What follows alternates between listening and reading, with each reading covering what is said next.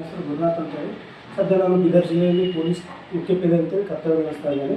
ಈ ಸುಮಾರು 10 ವರ್ಷಗಳಿಂದ ನಾನು ಸೇವೆಯನ್ನು ಸಲ್ಲಿಸ್ತೇನೆ. ನಾನು ಪರೀಕ್ಷೆಯಲ್ಲಿ ಪೂರ್ವ ತಯಾರಿ ಯಾವ ರೀತಿ ಮಾಡ್ತಿದ್ದೇನೆ, ನೀವು ಯಾವ ರೀತಿ ಮಾಡಬೇಕು, ಈ ಭಾಳಷ್ಟು ಒಂದು ಗುಡ್ ಅಪರ್ಚುನಿಟಿ ಲಾಸ್ಟ್ ಈ ಒಂದು 3 ವರ್ಷಗಳಿಂದ ಒಟ್ಟೆ ಹುದ್ದೆಗಳು ಕರೆದಿಲ್ಲ.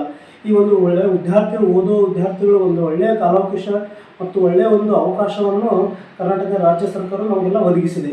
ಯಾವ ರೀತಿ ನಾವು ಪೊಲೀಸ್ ಇಲಾಖೆ ತಯಾರಿ ನಡೆಸಬೇಕು, ಪರೀಕ್ಷೆ ಬರಬೇಕಾದಂತಂದರೆ ಸಿವಿಲ್ ಪೊಲೀಸ್ ನೇಮಕಾತಿ ಜಿಲ್ಲಾವಾರು HK ನಾನ್ HK ಹುದ್ದೆಗಳ ವಿಂಗಡಣೆ. ಇವತ್ತಿನ ಕ್ಲಾಸ್ನಲ್ಲಿ ಏನು ಹೇಳ್ತಿದ್ದಾನೆ, ಕೆಲವೊಂದು ವಿಷಯಗಳ ಬಗ್ಗೆ ನಿಮಗೆ ವಿವರಣೆ ಕೊಡ್ತಾ ಇದ್ದೀನಿ. ಮೊದಲಿಗೆ ಏನಪ್ಪ ಅಂತಂದರೆ ಜಿಲ್ಲೆವಾರು HK ನಾನ್ HK ವಿಂಗಡಣೆ, ಪಠ್ಯಕ್ರಮ ಹೇಗಿರುತ್ತೆ, ಯಾವ ರೀತಿ ನಾವು ಅಭ್ಯಾಸ ಮಾಡಬೇಕು, ಪಠ್ಯಕ್ರಮ ಸಿಲೆಬಸ್ ಯಾವ ರೀತಿ ತೊಗೊಳ್ಬೇಕು, ಏನೇನೋ ಯಾವ ರೀತಿ ಶಾರ್ಟ್ ಪಾಯಿಂಟ್ಸ್ ಯಾವ ರೀತಿ ಮಾಡ್ಕೊಂಡಿರ್ಬೇಕು, ಪರೀಕ್ಷಾ ಸಮಯದಲ್ಲಿ ಯಾವ ವಿಷಯಗಳನ್ನು ಓದಬೇಕು, ಯಾವ ವಿಷಯಗಳನ್ನು ಓದಬಾರ್ದು, ಯಾವ ವಿಷಯಗಳು ಹೆಚ್ಚಿಗೆ ಲಕ್ಷ್ಯ ವಹಿಸಬೇಕು ಅಂತ ಹೇಳಿ ನೋಡೋಣ. ಮತ್ತು 57 ದಿನದಲ್ಲಿ ಓದಬೇಕು. ಇದೇನಪ್ಪ 57 ದಿನ ಹೇಳ್ತಾ ಇದ್ದಾರೆ ಅಂತಂದರೆ, ಈಗಾಗಲೇ ನಾವು ಬರೀತಿರ್ತಕ್ಕಂಥ ಎಲ್ಲ ಪರೀಕ್ಷೆಗಳಲ್ಲಿ ಪರೀಕ್ಷಾ ದಿನಾಂಕವನ್ನು ಪೊಲೀಸ್ ಇಲಾಖೆ ಘೋಷಣೆ ಮಾಡುತ್ತಿರಲಿಲ್ಲ.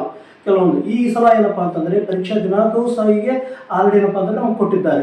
ಅದಕ್ಕಾಗಿ 57 ದಿನ ಮಾತ್ರ ಇದ್ದು, ಆ 57 ದಿನದಲ್ಲಿ ನಾವು ಏನು ಓದಬೇಕು ಎಲ್ಲ ರೆಡಿ ಅದ. ನಿಮ್ಮ ಎದುರು ಬುಕ್ಸ್ ಅವ, ಎಲ್ಲ ನೋಟ್ಸ್ ಅವ, ಮತ್ತು ಎಲ್ಲ ಮಾಹಿತಿಯನ್ನು ಕಲೆ ಹಾಕಿ ಕೂತಿರೋ ಒಂದು ರೂಮ್ನಾಗ ಕುಂತೀರಿ, ಎಲ್ಲ ನಿಮ್ಮ ಜೊತೆ ಅದ. ಮತ್ತು ಯಾವ ರೀತಿ ಓದಬೇಕು ಅಂದರೆ ನಾವು ಗೊತ್ತಿರಲ್ಲ. ಸೊ 57 ದಿನದಲ್ಲಿ ಯಾವ ರೀತಿ ರೆಡಿ ಆಗಬೇಕು, ಯಾವ ವಿಷಯಗಳನ್ನು ನಾವು ಸಂಗ್ರಹ ಮಾಡ್ಕೊಂಡಿರ್ಬೇಕು ಅನ್ನೋದ್ರ ಬಗ್ಗೆ 57 ದಿನದಲ್ಲಿ ಓದಬೇಕು ಅನ್ನೋದ್ರ ಬಗ್ಗೆ ಒಂದು ವಿಷಯ. ನೆಕ್ಸ್ಟ್ ಬಂದುಬಿಟ್ರೆ ಈ ಸಿವಿಲ್ ಪೊಲೀಸ್ ಮಿಕ್ಕಿಳಿದ ನಾನ್ HK ಒಟ್ಟು 3395. ಸೊ ನಾವು ಕರ್ನಾಟಕ ರಾಜ್ಯದಲ್ಲಿ HK ಹುದ್ದೆಗಳು ಮತ್ತು ನಾನ್ HK ಹುದ್ದೆಗಳು ಅಂತೇಳಿ ಕರ್ನಾಟಕ ರಾಜ್ಯ ಸರ್ಕಾರವು ಪ್ರತಿ ಸಲ ನೇಮಕಾತಿ ಮಾಡಿದಾಗ ಮಾಹಿತಿ ಕೊಡುತ್ತದೆ. HK ಜಿಲ್ಲೆ ಬಂದುಬಿಟ್ರೆ ಅಂತಂದರೆ ಗುಲ್ಬರ್ಗ, ಬೀದರ್, ರಾಯಚೂರು, ಕೊಪ್ಪಳ, ಬಳ್ಳಾರಿ, ಯಾದಗಿರಿ ಮತ್ತು ಈ ವಿಶೇಷ ಹೊಸ ಜಿಲ್ಲೆಯಾದ ವಿಜಯನಗರ ಒಂದು. ಈ 7 ಜಿಲ್ಲೆಗಳನ್ನು ಹೊರತುಪಡಿಸಿ ನಾನ್ HK ಜಿಲ್ಲೆ ಅಂತಂದರೆ ಈ ಕರ್ನಾಟಕ ರಾಜ್ಯ ಉಳಿದ ಜಿಲ್ಲೆಗಳಪ್ಪ ಅಂದರೆ ನಾನ್ HK ಅಂತ ಕೂಡ ಕರಿತೀವಿ. ಆ ನಾನ್ HKಗೆ ಎಷ್ಟು ಕೊಟ್ಟಾನಪ್ಪ ಪೋಸ್ಟ್ ಅಂತಂದರೆ 3395, 3395. ಆ 3395 ಹುದ್ದೆಗಳು ಮತ್ತು ಹೈದರಾಬಾದ್ ಕರ್ನಾಟಕ ಹುದ್ದೆಗಳ ಬಗ್ಗೆ ನಾವು ನೋಡೋಣ. ಈಗ 3395ರಲ್ಲಿ ಬೆಂಗಳೂರು ನಗರಕ್ಕೆ 2015 ಹುದ್ದೆಗಳದಾವ, ಮತ್ತು ಮೈಸೂರು ನಗರಕ್ಕೆ 70 ಹುದ್ದೆಗಳು, ಮತ್ತು ಮಂಗಳೂರು ನಗರಕ್ಕೆ 125 ಹುದ್ದೆಗಳು, ಬೆಂಗಳೂರು ಅವಳಿ ಜಿಲ್ಲೆಗಳು ಅಂತ ಕರಿತೀವಲ್ಲ, ಬೆಂಗಳೂರು ಮತ್ತು ಧಾರವಾಡಕ್ಕೆ 75 ಜಿಲ್ಲೆಗಳು, ಬೆಂಗಳೂರು ಜಿಲ್ಲೆಗೆ ಅಂದರೆ ಬೆಂಗಳೂರು ನಗರಕ್ಕೆ ಮತ್ತು ಬೆಂಗಳೂರು ಜಿಲ್ಲೆಗೆ ನಾವು ತಿಳ್ಕೊಳ್ಳಿ. ಬೆಂಗಳೂರು ನಗರಕ್ಕೆ ಎಷ್ಟಪ್ಪ ಅಂತಂದರೆ 2015 ಪೋಸ್ಟ್ ಇದ್ದಾವೆ. ಬೆಂಗಳೂರು ಜಿಲ್ಲೆಗೆ ಎಷ್ಟಿದ್ದಾವೆ ಅಂತಂದರೆ 25 ಪೋಸ್ಟ್ ಇದ್ದಾವೆ. ತುಮಕೂರು ಜಿಲ್ಲೆಗೆ ಎಷ್ಟಿದ್ದಾವೆ ಅಂತಂದರೆ 50 ಪೋಸ್ಟ್ ಇದ್ದಾವೆ. ಕೋಲಾರ ಜಿಲ್ಲೆಗೆ ಎಷ್ಟಿದ್ದಾವೆ ಅಂತಂದರೆ 50. ಅದೇ ರೀತಿಯಾಗಿ ಚಿಕ್ಕಬಳ್ಳಾಪುರ ಜಿಲ್ಲೆಗೆ 50, ಮೈಸೂರು ಜಿಲ್ಲೆಗೆ 60, ಚಾಮರಾಜನಗರ ಜಿಲ್ಲೆಗೆ 50, ಹಾಸನ ಜಿಲ್ಲೆಗೆ 40, ಕೊಡಗು ಜಿಲ್ಲೆಗೆ 75, ಮಂಡ್ಯ ಜಿಲ್ಲೆಗೆ 100. ಹೀಗೆ ಎಲ್ಲ ಜಿಲ್ಲೆಗಳನ್ನು ಒಟ್ಟು ಸೇರಿಸಿ ಉಳಿದ ಎಲ್ಲ ಜಿಲ್ಲೆ ನೇಮಕಾತಿ ಮಾಡಿದ್ದು. ಎಲ್ಲ ಜಿಲ್ಲೆ ಒಟ್ಟು ಹುದ್ದೆಗಳು ಎಷ್ಟವಪ್ಪ ಅಂತಂದರೆ 3395 ಹುದ್ದೆಗಳು ಇರ್ತವೆ. 3395 ಹುದ್ದೆಗಳಿಗೆ ನಾವು ಅರ್ಜಿಯನ್ನು ಸಲ್ಲಿಸಬಹುದು. ಸೊ ಏನಪ್ಪ ಅಂತಂದರೆ ಇವತ್ತಿನ ಕ್ಲಾಸ್ನಲ್ಲಿ ಇನ್ನೊಂದು ಏನಪ್ಪ ಅಂತಂದರೆ ವಿಶೇಷವಾಗಿ ಈಗ ಕಲ್ಯಾಣ ಕರ್ನಾಟಕ ಮೀಸಲಾತಿ ಅಡಿಯಲ್ಲಿ ಒಟ್ಟು ಹುದ್ದೆಗಳು 596. ಈ ಕಲ್ಯಾಣ ಕರ್ನಾಟಕ ಹೈದರಾಬಾದ್ ಜಿಲ್ಲೆ ಅಂತ ಕರಿತೀವಲ್ಲ, ಕಲ್ಯಾಣ ಕರ್ನಾಟಕಕ್ಕೆ 596 ಹುದ್ದೆಗಳಿದ್ದು, ಆ 596 ಹುದ್ದೆಗಳಲ್ಲಿ ನಾವು ಏನಪ್ಪ ಅಂದ್ರೆ ಎಕ್ಸಾಮ್ ಏನಪ್ಪ ಅಂದ್ರೆ ರೆಡಿ ಮಾಡ್ಕೊಳ್ಬೇಕಾಗ್ತದೆ. ಈಗ 596 ಹುದ್ದೆ ಯಾವ ಜಿಲ್ಲೆಗೆ ಎಷ್ಟವಪ್ಪ ಅಂತಂದ್ರೆ ನಾವು ನೋಡೋಣ. ಮೊದಲಿಗೆ ಪುರುಷರಿಗೆ ಎಷ್ಟವ ಹೈದರಾಬಾದ್ ಕರ್ನಾಟಕದಾಗ 398, ಮಹಿಳೆಯರಿಗೆ ಎಷ್ಟವ 133.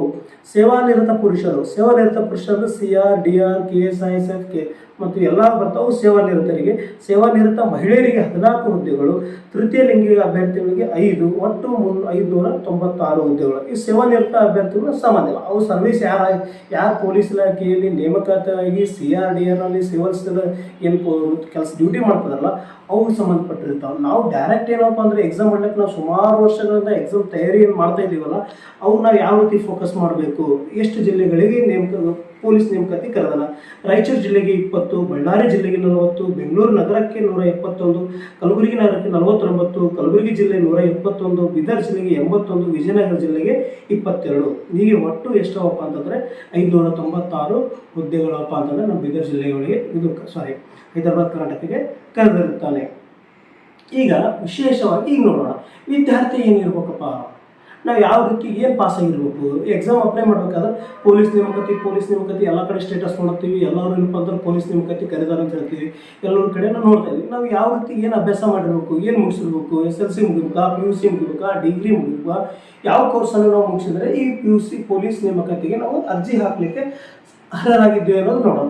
ಫಸ್ಟಿಗೆ PUC ಅಥವಾ ತತ್ಸಮಾನ ವಿದ್ಯಾರ್ಹತೆ. ಸೊ PUCಯಲ್ಲಿ ಪಾಸ್ ಆದರೆ ಸಾಕು. ನಾವು ಪರ್ಸೆಂಟೇಜ್ ಏನಪ್ಪ ಅಂತಂದರೆ ಈಗ ಹಿಡಿತಾ ಇಲ್ಲ.